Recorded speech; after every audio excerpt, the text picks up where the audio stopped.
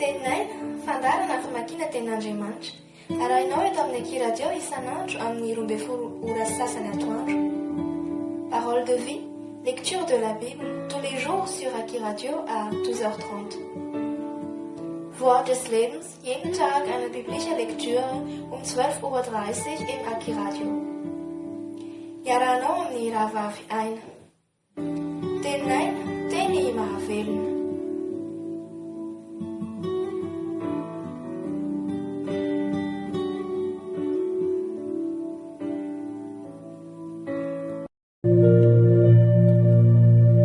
Niasan'ny apôstôly toko faha-efatra ambin'ny folo. Nimitoreny Paoly sy Barnabasy teny tany Ikonioma sy Listra ary Derbe sy ny niverenany nankany Antiokia indray amin'ny anaran'i Jesosy. Ary noho tany Ikonioma Paoly sy Barnabasy dia nianatra tao amin'ny sinagogan'ny Jiosy izy ka nitory teny, ka dia olona betsaka no nino, na Jiosy na jentilisa. Fa ny Jiosy izay tsy nino dia nampitaitra ny jentilisa ka nanome fo azy hanohitra ny rahalahy. Ary nitoetra ela teo izy dia nitory tamin'ny fahasahiana noho ny fahatokiny Tompo izay nanome vavolombelona hambarina ny tenin'ny fahasoavana ka nampanao azy roalahy famantarana sy fahagagana. Fa ny vahoaka tao an-tanàna ny Saratsaina, ny sasany nomba ny Jiosy, fa ny sasany kosa nomba ny apôstôly. Ary raha nyray tetika nisy ratsy sy tora-bato azy ny jentilisa sy ny Jiosy mba amin'ny loholony, ka fantany izany dia nandositra nankany Listra sy Derbe, tanàna any Likaonia, mba ny tany manodidina izy dia nitory ny filazantsara tany. Ary misy lehilahy anankiray nipetraka tany Listra nalemy tongotra hatrany an-kibon-dreny ka tsy afaka namindra. Izy naharian'ny Paoly nitory teny, ary Paoly noho nibanjina azy mafy ka nahita fa manampinoana osotraniny io dia niteny tamin'ny feo mahery hoe mijoroa amin'ny tongotrao, dia nitsamboboatra raha lehilahy ka nitsangatsangana. Ary noho nitany vahoaka betsaka izay zavatra nataon'ny Paoly dia nanaritra ny feony ka nanao tamin'ny fitenin'ny Likaonia hoe efa nidina nankaty amintsika ny Andriamanitra maka ny endrik'olona. Ary anaran'ny Barnabasy nataony hoe Jopiter ary Paoly kosa Merkory satria izy no mpitarika ny teny nalahatra. Ary nipisoron'ilay Jopiter teo anoloan'ny tanàna mba amin'ny vahoaka dia nitondra omby lahy sy voninkazo natao fiaingona ho eo am-bavahady ka nikasa hanao fanatitra. Fa noho nahare izany ny apôstôly dia Barnabasy sy Paoly dia nandritra ny fitafiana izy ka nitsarapaka nankeo avoan'ny olona sady niantso nanao hoe Raondrina, ahoana nanaovanareo izao? Olona tahaka anareo ihany izahay ary mitory ny filazantsara aminareo mba hialanareo amin'izao zava-poana izao anatona n'Andriamanitra velona izay nanao ny lanitra sy ny tany ary ny ranomasina mba amin'izay rehetra eo aminy. Izay namela ny firenena rehetra handeha tamin'ny lalana tiany aleha tamin'ny andro lasa. Kanefa tsy namela ny tenany sy anana vavolombelona izy, fa manao soa izy, mampilatsaka ny ranon'olana avy eny amin'ny lanitra ho anareo sady manome taonjina ka mahavoky ny fonareo amin'ny anina sy ny fifaliana. Nefa na dia nilaza izany azy izy dia isaiko tsy nahasakana ny olona tsy hamono zavatra atao fanatitra aminy.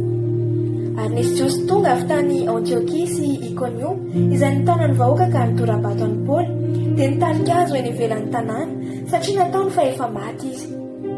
Fa noho nanodidina azy ny mpianatra dia nitsangana izy ka lasa niakatra tao an-tanàna. Ary noho ny ampitsy dia niala tao izy Barnabasy ka nankany Derbe. Ary efa nitory ny filazantsara tamin'izany tanàna izany izy ka nahazo mpianatra maro dia niverina nankany Listra sy Ikonioma ary Antiokia indray izy. Nampahery ny fanahin'ny mpianatra ka nananatra azy haharitra amin'ny finoana sady nilaza fa tsy maintsy amin'ny fahoriana be no hidirantsika amin'ny fanjakan'Andriamanitra. Ary efa nanendry olona teo amin'ny isam-piangonana izy dia nivavaka sady nifadianina ka dia nanolotra azy ho an'ny Tompo izay efa ninony. Ary efa nandeha namaky an'ny Pisidia izy dia tonga tany Pamfilia. Ary noho nefa nitory ny teny tany Perga izy dia nidina nankany Atalia.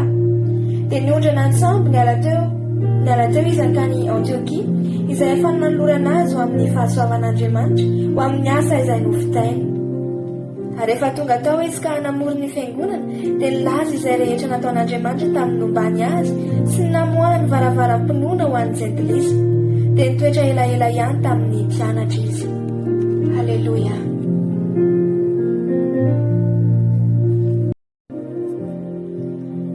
L'acte des Apôtres, chapitre 14. Icône, succès et persécution. Au nom de Jésus. À Icône, Paul et Barnabas entrèrent ensemble dans la synagogue des Juifs, et ils parlèrent de telle manière qu'une grande multitude de Juifs et de Grecs crurent. Mais ceux des Juifs qui ne crurent point excitèrent et aigrirent les esprits des païens contre les frères. Ils restèrent cependant assez longtemps à Icône, parlant avec assurance, appuyés sur le Seigneur, qui rendait témoignage à la parole de sa grâce et permettait qu'il se fît par leurs mains des prodiges et des miracles. La population de la ville se divisa, les uns étaient pour les Juifs, les autres pour les apôtres. Et comme les païens et les Juifs, de concert avec leurs chefs, se mettaient en mouvement pour les outrager et les lapider, Paul et Barnabas, en ayant eu connaissance, se réfugièrent dans les villes de Lyaconie, à Lystre et à Derbe, et dans la contrée d'alentour, et y annoncèrent la bonne nouvelle. Lystre, guérison d'un impotent. À Lystre se tenait ainsi un homme impotent des pieds, boiteux de naissance, et qui n'avait jamais marché. Il écoutait parler Paul, et Paul, fixant les regards sur lui et voyant qu'il avait la foi pour être guéri, dit d'une voix forte, « Lève-toi droit sur tes pieds. » Il se leva d'un bond et marcha. À la vue de ce que Paul avait fait, la foule éleva la voix et dit en langue lycaonienne, « Les dieux sous une forme humaine sont descendus vers nous. » Ils appelaient Barnabas Jupiter et Paul Mercure, parce que c'était lui qui portait la parole. Le prêtre de Jupiter, dont le temple était à l'entrée de la ville, amena des taureaux avec des bandelettes vers les portes et voulait de même que la foule offrir un sacrifice. Les apôtres Barnabas et Paul, ayant appris cela, déchirèrent leurs vêtements et se précipitèrent au milieu de la foule en s'écriant « Ô hommes, pourquoi agissez-vous de la sorte? Nous aussi nous sommes des hommes de la même nature que vous, et vous apportons une bonne nouvelle. Nous vous exhortons à renoncer à ces choses vaines pour vous tourner vers le Dieu vivant qui a fait le ciel, la terre, la mer et tout ce qui s'y trouve. Ce Dieu, dans les âges passés, a laissé toutes les nations suivre leur propre voie, quoiqu'il ait cessé de rendre témoignage de ce qu'il est, en faisant du bien, en vous dispensant du ciel les pluies et les saisons fertiles, en vous donnant la nourriture avec abondance et en remplissant vos cœurs de joie. À peine purent-ils, par ces paroles, empêcher la foule de leur offrir un sacrifice. Terre et autres lieux, retour à Antioche. Alors survinrent Antioche et Icône des Juifs qui gagnèrent la foule, et qui, après avoir lapidé Paul, se traînèrent hors de la ville. Le traînèrent hors de la ville pendant qu'il était mort. Mais les disciples l'ayant entouré, il se leva et entra dans la ville. Le lendemain, il partit pour Derbe avec Barnabas. Quand ils eurent évangélisé cette ville et fait un certain nombre de disciples, ils retournèrent à Lystre, à Icône et à Antioche, fortifiant l'esprit des disciples, les exhortant à persévérer dans la foi, et disant que c'est par beaucoup de tribulations qu'il nous faut entrer dans le royaume de Dieu. Ils firent nommer des anciens dans chaque église, et après avoir prié et jeûné, ils les recommandèrent au Seigneur, en qui ils avaient cru. Traversant ensuite la Pisidie, ils vinrent en Pamphylie, annoncèrent la parole à Perge et descendirent à Attalie. De là, ils s'embarquèrent pour Antioche, d'où ils avaient été recommandés à la grâce de Dieu pour l'œuvre qu'ils venaient d'accomplir. Après leur arrivée, ils convoquèrent l'Église et ils racontèrent tout ce que Dieu avait fait avec eux et comment il avait ouvert aux nations la porte de la foi. Ils demeurèrent assez longtemps avec les disciples.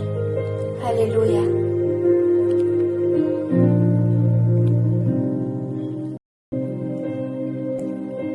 Die Apostelgeschichte Kapitel 14. Im Namen Jesus. Es geschah aber zu Ikonien, dass sie zusammenkamen und predigten in der Judenschule, also dass eine große Menge der Juden und Griechen gläubig war. Die ungläubigen Juden aber erweckten und entrüsteten die Seelen der Heiden wider die Brüder. So hatten sie nun ihr Wesen daselbst eine lange Zeit und lernten frei im Herrn, welcher bezeugte das Wort seiner Gnade und ließ Zeichen und Wunder geschehen durch ihre Hände. Die Menge aber der Stadt spaltete sich, etliche hielten es mit den Juden und etliche mit den Aposteln. Da sich aber ein Sturm erhob der Heiden und der Juden und ihrer Obersten, sie zu schämen und zu steinigen, wurden sie des inne und entflohen in die Städte des Landes Lykaonien, gen Lystra und Derbe und in die Gegend umher und predigten daselbst das Evangelium. Es war ein Mann zu Lystra, der musste sitzen, denn er hatte schwache Füße und war lahm vom Mutterleibe, der noch nie gewandelt hatte. Der hörte Paulus reden, und als dieser ihn ansah und merkte, dass er glaubte, ihm möchte geholfen werden, sprach er mit lauter Stimme: »Steh aufrecht auf deine Füße!« Und er sprang auf und wandelte. Da aber das Volk sah, was Paulus getan hatte, hoben sie ihre Stimme auf und sprachen auf Lykaonisch: »Die Götter sind den Menschen gleich geworden und zu uns herniedergekommen.« Und nannten Barnabas Jupiter und Paulus Mercurius, weil er das Wort führte. Der Priester aber Jupiters aus dem Tempel vor ihrer Stadt brachte Ochsen und Kränze vor das Tor und wollte opfern samt dem Volk. Da das die Apostel Barnabas und Paulus hörten, zerrissen sie ihre Kleider und sprangen unter das Volk, schrien und sprachen: »Ihr Männer, was macht ihr da?